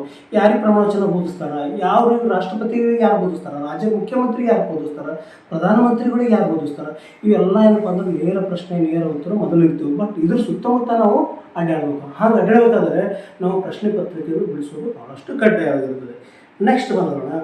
ನೆಕ್ಸ್ಟ್ ಪರೀಕ್ಷೆ ಯಾವ ರೀತಿ ಇಲಾಖೆ ಈ ಪರೀಕ್ಷೆ ಯಾವ ಇಲಾಖೆ ನಡೆಸ್ತದೆ? ಮೊದಲೇನಪ್ಪ ಅಂದರೆ KSP ಅವರೇ ನಡೆಸ್ತಾ ಇದ್ದಾರೆ. ಕರ್ನಾಟಕ ರಾಜ್ಯ ಪೊಲೀಸ್ ಇಲಾಖೆ KSP ಅಂತ ಆನ್ಲೈನ್ ಟಿಕ್ ಅಂತ ಹೊಡೆದ್ರೆ ಅವರೇ ಎಕ್ಸಾಮ್ ನಡೆಸ್ತಾರೆ. ನಮಗೆ ಕೂಡ ಅವರೇ ನಡೆಸಿದ್ದಾರೆ. ಆದರೆ ಈಗ KEA ಅಂದ್ರೆ ಕರ್ನಾಟಕ ಎಕ್ಸಾಮ್ ಅಥಾರಿಟಿ, ಕರ್ನಾಟಕ ಪರೀಕ್ಷಾ ಪ್ರಾಧಿಕಾರದವರು ಏನಪ್ಪ ಅಂದರೆ ಈ ಒಂದು ಪರೀಕ್ಷಾ ಸುಸಲಿತವಾಗಿ ಯಾವುದೇ ಒಂದು ರೀತಿಯ ಗೊಂದಲಗಳು ಆಕ್ರಮಣ ನಡೆಯದಂತೆ ಇವರು ಏನಪ್ಪ ಅಂದರೆ ಎಕ್ಸಾಮ್ ನಡೆಸ್ತಾ ಬರ್ತಾ ಇದ್ದಾರೆ. ಈ ಸಲವೂ ಸಹ ಇದು ಏನಪ್ಪ ಅಂದರೆ ಕರ್ನಾಟಕ KSP ಅವರು, ಕರ್ನಾಟಕ ರಾಜ್ಯ ಸರ್ಕಾರದವರು KE ಏನಪ್ಪ ಅಂದರೆ ಕೊಟ್ಟಿದ್ದಾರೆ. KEದವರು ಏನು ಪರೀಕ್ಷೆ ಮಾಡ್ತಾರಲ್ಲ ಅವರು ಕರೆಕ್ಟ್ ನಿಗದಿತ ಸಮಯಕ್ಕೆ ಅಪ್ಲಿಕೇಶನ್ ಸ್ಟಾರ್ಟ್ ಮಾಡ್ತಾರೆ. ನಿಗದಿತ ಕಡ್ಡಾಯವಾಗಿ ಯಾವ ಡೇಟಿಗೆ ನಡೆಸ್ತಿದ್ರಲ್ಲ ಅದೇ ಡೇಟಿಗೆ ಏನಪ್ಪ ಅಂದ್ರೆ ಎಕ್ಸಾಮ್ ನಡೆಸ್ತಾರೆ. ಹಾಗಾಗಿ ಎಲ್ಲ ರೀತಿ ಏನಪ್ಪ ಅಂದ್ರೆ ನೀವೆಲ್ಲ ತಯಾರಿ ಮಾಡಬೇಕು. ಸೊ ನಿಮ್ಮ ತಯಾರಿ ಹೇಗಿರ್ಬೇಕಪ್ಪ ಅಂತಂದರೆ ನೆಕ್ಸ್ಟ್ ನಾನು ಲಾಸ್ಟ್ ಹೇಳ್ತೀನಿ. ಲಾಸ್ಟ್ ಏನಪ್ಪ ಅಂದರೆ ನಿಮ್ಮ ಪರೀಕ್ಷೆ ಯಾವ ರೀತಿ ತಯಾರಿ ಇರಬೇಕಪ್ಪ ಅಂತಂತಂದರೆ ಹಳೆಯ ಪ್ರಶ್ನೆ ಹೇಳಿದಲ್ಲಿ ಹಳೆಯ ಪ್ರಶ್ನೆ ಪತ್ರಿಕೆಗಳ ಬಿಡಿಸ್ರಿ. ಒಂದೇ ಪ್ರಶ್ನೆ ಪತ್ರಿಕೆ ಅಲ್ಲ, ಪೊಲೀಸ್ ಸಂಬಂಧಪಟ್ಟ ಪ್ರಶ್ನೆಗಳ ಪತ್ರಿಕೆಗಳು ಮಾತ್ರ ಬಿಡಿಸ್ಬೇಡ್ರಿ. ಕೆಲವೊಂದು PDO ಸಂಬಂಧಪಟ್ಟ ಪ್ರಶ್ನೆ ಪತ್ರಿಕೆ, GK ಸಂಬಂಧಪಟ್ಟ ಪಠ್ಯಕ್ರಮ ನಿಗದಿತ ಪಠ್ಯಕ್ರಮ ತೊಗೊಂಡ್ರೆ GKಗೆ ಸಂಬಂಧಪಟ್ಟಿರ್ತಾವಲ್ಲ ಎಲ್ಲ ಪ್ರಶ್ನೆ ಪತ್ರ ಒಂದು ಕಡೆ ಕಲೆಕ್ಟ್ ಆಗ್ತಾರೆ. ಆ ಪ್ರಶ್ನೆಗಳು ಏನಪ್ಪ ಅಂದರೆ KPSC ನಡೆಸ್ತಕ್ಕಂಥ ಯಾವುದೇ ಒಂದು ಪರೀಕ್ಷೆ ಜನರಲ್ ಪೇಪರ್ ಇರ್ತಾವಲ್ಲ ಅಷ್ಟು ಒಂದು ಕಡೆ ಕಲೆಕ್ಟ್ ಆಗ್ತದೆ. ಪ್ರತಿನಿತ್ಯ 3 ರಿಂದ 4 ಕ್ವಶನ್ ಪೇಪರ್ ಬಿಡಿಸ್ತಾರೆ. ಪ್ರತಿನಿತ್ಯ 3 ರಿಂದ 4 ಪೇಪರ್ ಬಿಡಿಸ್ತಾರೆ. ಸುಮಾರು 15 ರಿಂದ 20 ಪ್ರಶ್ನೆಗಳು ಅದರಿಂದ ರಿಪೀಟ್ ಆಗಿರ್ತಕ್ಕಂಥ ಸಂದರ್ಭ ಸಾಧ್ಯತೆ ಹೆಚ್ಚಾಗಿರ್ತಾವೆ. ಪ್ರಚಲಿತ ಘಟನೆಗಳು ಅವು ಆಗಲ್ಲ, ಬಟ್ ವಿಷಯಗಳು ಸಬ್ಜೆಕ್ಟ್ಗಳು ಇರ್ತಲ್ಲ ಅದ್ರ ಮೇಲೆ ರಿಪೀಟ್ ಆಗ್ತಾ ಇರ್ತವೆ. ಮತ್ತು ನೀವು ಇನ್ನೊಂದು ಅವು ಆಗ್ತಾವ ಅಂತೇಳಿ ನೋಡ್ಬೇಡ್ರಿ. ಆ ಕ್ವಶನ್ ಏನು ಬಿಡಿಸ್ತಿರಲ್ಲ ಆ ಕ್ವಶನ್ ಬಿಡಿಸಿದಾಗ ಅದ್ರ ಸುತ್ತಮುತ್ತ ನೀವು ವಿಚಾರ ಮಾಡಿರಿ, ಸುತ್ತಮುತ್ತ ಓಡಾಡ್ರಿ. ಇತಿಹಾಸದ ಬಗ್ಗೆ ಕೊಟ್ಟನ ಉದಾಹರಣೆ ರಾಷ್ಟ್ರಕೂಟರು, ಮೆಳಕೇಡ ರಾಷ್ಟ್ರಕೂಟರ ಬಗ್ಗೆ ಕ್ವಶನ್ ಮಾಡೋಣ, ಅದ್ರ ಬಗ್ಗೆ ಒಂದು ಕ್ವಶನ್ ಇಡ್ತಾನೆ ಅವ. ಬಟ್ ಯಾವ ರೀತಿ ಕೇಳ್ತಾನೆ ನಾವು ಸ್ವಂತ ವಿಚಾರ ಓದೋ ಸ್ಟಡಿ ಮಾಡೋ ಟೈಮಿಗೆ ತಿಳ್ಕೊಬೇಕು. ಇಷ್ಟದಿಂದ ಹ್ಯಾಂಗೆ ಓದಬೇಕು ಸರ್? ಬೇರೆ ಬೇರೆ ಆಥರ್ಸ್ ಬುಕ್ಗಳು ಯಾವ ರೆಫರ್ ಮಾಡಕ್ಕೆ ಹೋಗ್ಬೇಡ್ರಿ. 90 ಬೇಸಿಕ್ ಏನದಾವಲ್ಲ ಅವು ಬೇಸಿಕ್ ಕಂಪಲ್ಸರಿ 2 ರಿಂದ 3 ಸರಿ ರಿಪೀಟ್ ಮಾಡಿರಿ. ಇಂಪಾರ್ಟೆಂಟ್ ಲೆಸನ್ಗಳಿಗೆ ಒತ್ತು ಕೊಡ್ರಿ. ಮತ್ತು ಜಿಯೋಗ್ರಫಿಯಲ್ಲಿ ಅವೆಲ್ಲ ಡೈಗ್ರಾಮ್ ಹಾಕೊಂಡು ಓದ್ರಿ. ಜಿಯೋಗ್ರಫಿಗಳು ಡೈಗ್ರಾಮ್ ಹಾಕಿ ಓದಿದ್ರೆ ಕಡ್ಡಾಯ ನೀವು ಭಾಳಷ್ಟು ನೆನಪಿನಾಗಿರ್ತದೆ. ಮತ್ತೇನಪ್ಪ ಅಂತಂದರೆ ಈ ಪ್ರಚಲಿತ ಘಟನೆಗಳ ಬಗ್ಗೆ ಹೆಚ್ಚಿಗೆ ಏನಪ್ಪ ಅಂದರೆ ಮ್ಯಾಕ್ಸಿಮಮ್ ಒಂದು 6 ತಿಂಗಳು ಸ್ಪರ್ಧಾ ವಿಜೇತ ಓದಬೇಕು. ನೀವು ಯಾವ ಓದಕ್ಕೆ ಓದಿ ಜೊತೆ ಸ್ಪರ್ಧಾ ವಿಜೇತ ಸ್ಪರ್ಧಾ ವಿಜೇತೆ ಫೋಕಸ್ ಮಾಡಿ 6 ತಿಂಗಳು ಸ್ಪರ್ಧಾ ವಿಜೇತೆ ಹಿಂದಿನ 6 ತಿಂಗಳು ಓದಲ್ಲ ಅಷ್ಟು ಕವರ್ ಆಗ್ತದೆ. 100 ಪ್ರಚಲಿತ ಘಟನೆ ನಿಮ್ಮ ಕೈಯಿಂದ ಅಂಕಗಳು ಮಿಸ್ ಆಗೋಕ್ಕೆ ಸಾಧ್ಯನೇ ಇಲ್ಲ. ಆ ಪ್ರಚಲಿತ ಘಟನೆಗಳು ಏನಪ್ಪ ಅಂದ್ರೆ ಪರಿವಿಡಿ ಅಂತ ಬರ್ತದೆ. ನಾನು ನಾಲೆಜ್ ಪ್ರಕಾರ ಹೇಳಿದ್ವಿ ಈ ಸ್ಪರ್ಧಾ ವಿಜೇತದ ಪರಿವಿಡಿ ಅಂತ ಬರ್ತದೆ. ಏನು ನಾವು ಪುಸ್ತಕಗಳು ಓದತ್ತೀವಿ 5ನೇ ಬುಕ್ 6ನೇ ಬುಕ್ ಓದೋ ಟೈಮಿಗೆ ನೀರು ಒಂದು ಪಾಠ ಬರ್ತಿತ್ತು ಮತ್ತು ಮಣ್ಣು ಒಂದು ಪಾಠ ಬರ್ತಿತ್ತು. ಸೊ ನೀರಿನ ಪಾಠ ಓದೋ ಟೈಮಿಗೆ ನೀರಿನ ಬಗ್ಗೆ ನೀರಿನ ಸೂತ್ರ ಎಷ್ಟು ಓಕೆ, ಮಣ್ಣಿನ ಬಗ್ಗೆ ಅಧ್ಯಯನ ಮಾಡ್ತೀವಿ ಯಾವ ರೀತಿ. ಹಾಗಾಗಿ ಸ್ಪರ್ಧಾ ವಿಜೇತ ಏನು ಪರಿವಿಡಿ ಒಳಗೆ ಒಂದು ಪಾಯಿಂಟ್ಸ್ಗಳು ಕೊಡ್ತಿರ್ತಾನೆ. 1 2 3 10 ಪಾಯಿಂಟ್ಸ್ ಕೊಟ್ಟಿರ್ತಾನೆ. ಆ 10 ಪಾಯಿಂಟ್ಸ್ ನೀವು ನೋಡಿದ್ರೆ ಒಳಗೆ ನೋಡಿದಂಗೆ ಆಗಿರ್ಬೇಕು. ಉದಾಹರಣೆ ಮೊನ್ನೆ DK ಶಿವಕುಮಾರ್ ಪ್ರಮಾಣ ವಚನ ಸ್ವೀಕಾರ ಮಾಡಬೇಕು. ಸೊ ಏನೇನು ಮಾಡಿರ್ತಾರಲ್ಲಿ ಖಾತೆಗಳ ಬಗ್ಗೆ ಅವು ಏನೋ ಕ್ವಶನ್ ಕೇಳಾರೆ.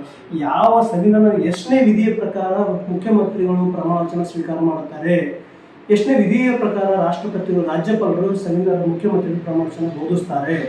ಈ ರೀತಿ ಕ್ವಶನ್ ಅವನ್ನೆಲ್ಲ ವಿಜೇತದಾಗ ಆಲ್ರೆಡಿ ಕವರ್ ಮಾಡಿರ್ತಾರೆ. ಸಾಮಾನ್ಯ ಜ್ಞಾನ 100ಕ್ಕೆ 100 ನಿಮ್ಗೆ ಕವರ್ ಆಗುತ್ತೆ. ಅದಕ್ಕೆ ಆ ಪರಿವಿಡಿ ಒಂದ್ಸರಿ ವಿಜೇತ ಏನು ಓದ್ತಿರಲ್ಲ ಆ ಪರಿವಿಡಿ ನೋಡ್ರಿ ನಿಮ್ಗೆ ನಾಳೆ ನೆನಪು ಬರ್ತಿರೋದು. ನಾಳೆ ಎಕ್ಸಾಮ್ 2 ಡೇಸ್ ಆವಂದ್ರೆ ಆ ಪರಿವಿಡಿ ಮ್ಯಾಗ್ಝಿನ್ಸ್ 9 ತಿಂಗಳು ಮ್ಯಾಗ್ಝಿನ್ಸ್ 6 ತಿಂಗಳು ಮ್ಯಾಗ್ಝಿನ್ಸ್ ಓದಕ್ಕೆ ಹೋಗ್ಬೇಡ್ರಿ ನೀವು. 6 ತಿಂಗಳು ಮ್ಯಾಗ್ಝಿನ್ಸ್ ಹೋದ್ಮೇಲೆ ಒಂದು ಕಡೆ ಕಲೆಕ್ಟ್ ಮಾಡಿ ಇಟ್ಕೊಂಡ್ಮೇಲೆ 2 ಡೇಸ್ ನಾವು ಏನಾದರೂ ರಿಪೀಟ್ ಮಾಡಬೇಕಾಗುತ್ತೆ ಅಂದ್ರೆ ಪರಿವಿಡಿ ನೋಡ್ಬೇಕು ಅಷ್ಟೇ. ಇದು ಇಂಪಾರ್ಟೆಂಟ್. ನೀವು ಪರಿವಿಡಿ ನೋಡಿಕೊಂಡ್ರೆ ಪೂರಾ ಮ್ಯಾಗ್ಝಿನ್ಸ್ಗಳು ಓದಿದಾಗ ಈ ವಿಷಯಗಳು ಓದ್ತಾ ಇರ್ತೀರಿ. ಸಬ್ಜೆಕ್ಟ್ಗಳಿಲ್ಲ ಆ ಸಬ್ಜೆಕ್ಟ್ಗಳ ಬಗ್ಗೆ ನೋಟ್ಸ್ ಮಾಡಿಕೊಂಡು ಆ ನೋಟ್ಸ್ 2 ಡೇಸ್ ಇರಲ್ಲ ನೋಟ್ಸ್ಗಳು ಹೋಗ್ಬೇಕು. ಆ ನೋಟ್ಸ್ಗಳು ಓದಿದ್ರೆ ಅಂತಂದರೆ ನೀವು ಇಡೀ ಬುಕ್ಸ್ಗಳು ಓದಿದಾಗ. ಸೊ ಇದ್ರ ಬಗ್ಗೆ ನಿಮಗೆಲ್ಲ ಸರ್ ಹೇಳಿದ್ದೀನಿ. ಮತ್ತು ಮುಂದಿನ ಕ್ಲಾಸ್ನಾಗ ಇದ್ರ ಬಗ್ಗೆ ಪೂರ ಪ್ರತಿಯೊಂದು ವಿಷಯದ ಬಗ್ಗೆ ನಿಮ್ಗೆ ಹೇಳ್ತೀನಿ. ಯಾರೂ ಸಹ ಕೇರ್ಲೆಸ್ ಮಾಡೋಕ್ಕೆ ಹೋಗಬೇಡ್ರಿ. ಒಳ್ಳೆಯ ಅವಕಾಶ ಅದ. ಸುಮಾರು 3 ವರ್ಷಗಳಿಂದ ಯಾವುದೇ ಹುದ್ದೆ ಬಿಟ್ಟಿಲ್ಲ. ಈಗ ಬಿಡ್ತಾ ಇದ್ದಾರೆ. ಈ ಪೊಲೀಸ್ ಇಲಾಖೆ ಅಷ್ಟೇ ಇಲ್ಲ, ಬೇರೆ ಬೇರೆ SDA FDA ಮತ್ತು ಕೆಲವೊಂದು ಹುದ್ದೆ ಇಲಾಖೆಯಲ್ಲಿ ಪೋಸ್ಟ್ ಬಿಡೋದಾರ. ನೀವು ಇದು ಪಾಸ್ ಆಗ್ತೀರಿ. ನಿಮಗೆ ಬೇಕು ಒಂದೇ ಹುದ್ದೆ. ಎಷ್ಟು ಪೋಸ್ಟ್ ಇಂಪಾರ್ಟೆಂಟ್ ಅಲ್ಲ. ನೀವು ಒಳ್ಳೆ ತಯಾರಿ ಮಾಡ್ತಾರೆ. 100 ಪೋಸ್ಟ್ ಆಗಪ್ಪ ಅಂತ ಹೇಳಿದ್ರೆ 1000 ಮಂದಿ ಅಪ್ಲಿಕೇಶನ್ ಹಾಕಲಿ. ಅಲ್ಲಿ ಕಾಂಪಿಟೇಷನ್ ಇರೋದು ಕೇವಲ 5 ರಿಂದ 6 ಜನಗಳ ಮಧ್ಯೆ ಇರ್ತದೆ. ಅದು ನೀವು ಒಳ್ಳೆ ತಯಾರಿ ಮಾಡಿದ್ರೆ ಯಾವುದೇ ರೀತಿ ಭಯ ಇರಲ್ಲ. ಸೊ ಒಳ್ಳೆ ರೀತಿ ತಯಾರು ಮಾಡಿರಿ. ಎಲ್ಲರಿಗೆ all the best. Thank you.